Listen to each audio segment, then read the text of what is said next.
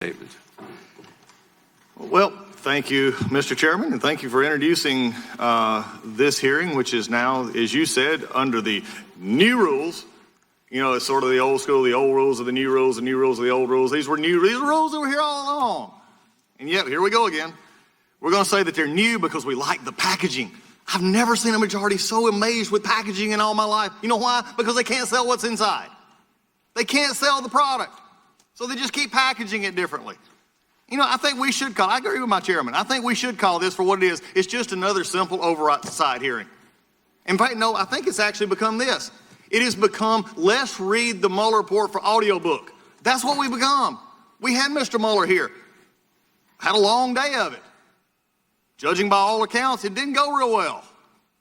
For the purpose of what you've proclaimed for over 9 months and almost 2 years, that there's impeachable offenses, as my chairman has said, clearly in the Mueller report. But here's the problem. 17 of the members of the Judiciary Committee have said that they think the president ought to be impeached.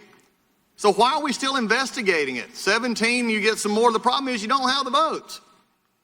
You don't have the numbers. And even if you got it out of this committee, you don't have it on the floor. That's your problem.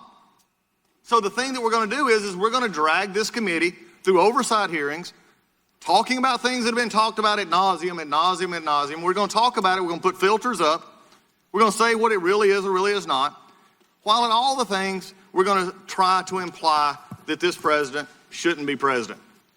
You know, it is really interesting to me that we just heard just a moment ago that it was said that these made-up rules at DOJ. Well, it's interesting that now they're made-up rules. They wasn't made-up rules when Obama administration used them. Were they made-up rules then? Just asking for a friend.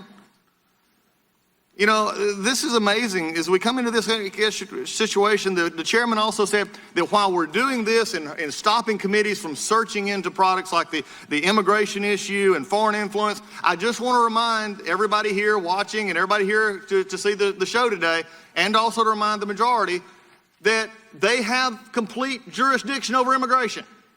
We have complete and total jurisdiction over immigration for the most part. All we have to do is, if you want to fix the border, put a bill up. You don't want to do that. You like this. You like having the press here. You like the cameras because it makes it appear like something's happening that's not. But the real thing, and it's coming out starting, the American people are starting to get it. They're starting to get it that if you're just howling at the wind, you're not doing anything. You're making them think you are, but you're not.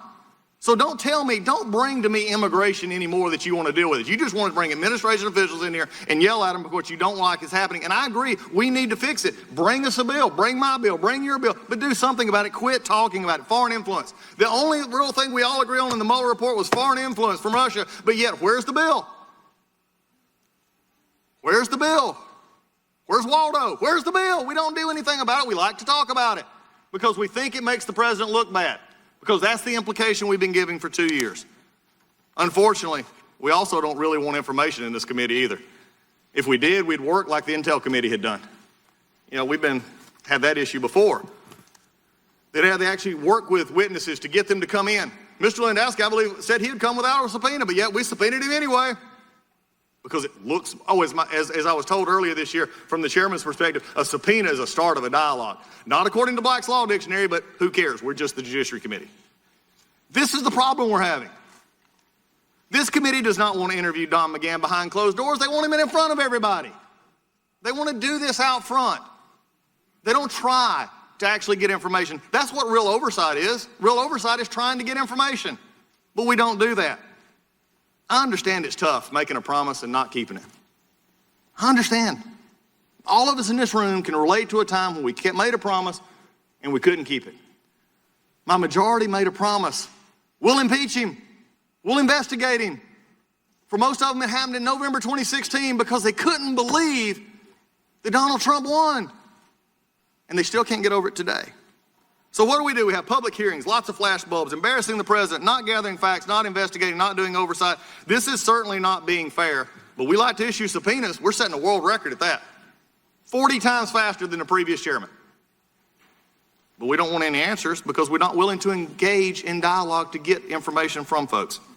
And you know how I believe that this is more just wanting to get it here? Is because it's not like Mr. Lewandowski has had silence on this issue. He's testified before Senate Select Committee on Intelligence. He's testified before House Permanent Select Committee on Intelligence. And now he's also voluntarily testified for the special counselor, by the way, it's Mr. Mueller. And we've had access to all of his summaries of his testimony. This is not new, but yet it is new because it's another time to rehash an old story.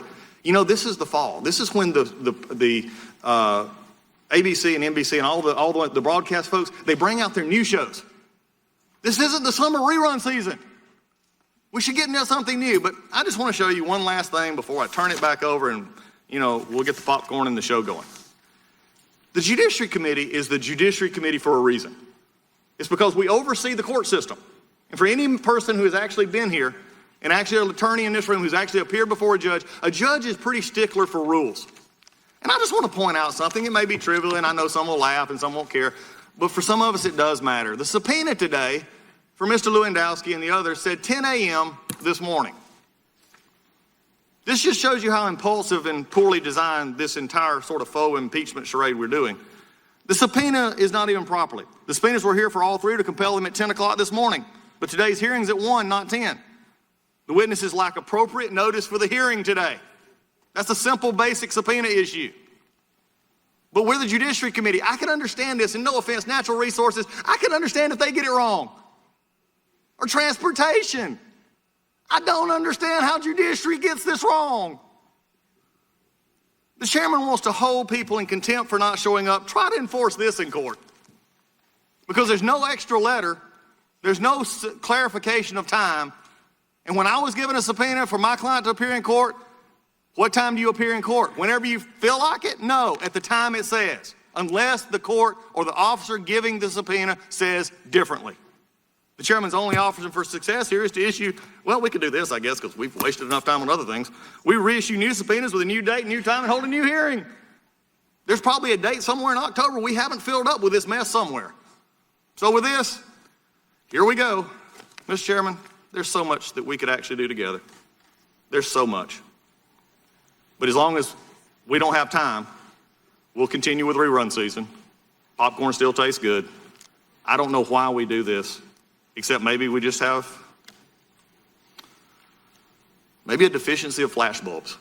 I don't know. Because we just like the show. And the show is going to get even more as it goes today. Because the new rules are in effect. Oh, wait, they're not new. They're just old, but we're applying one day because we want it to look better. And I have one more of those we'll talk about later when we get to some other questions later. With that, I yield back. Thank you, Mr. Collins. I will now introduce today's witness. Corey Lewandowski is a political consultant and commentator. He previously served as the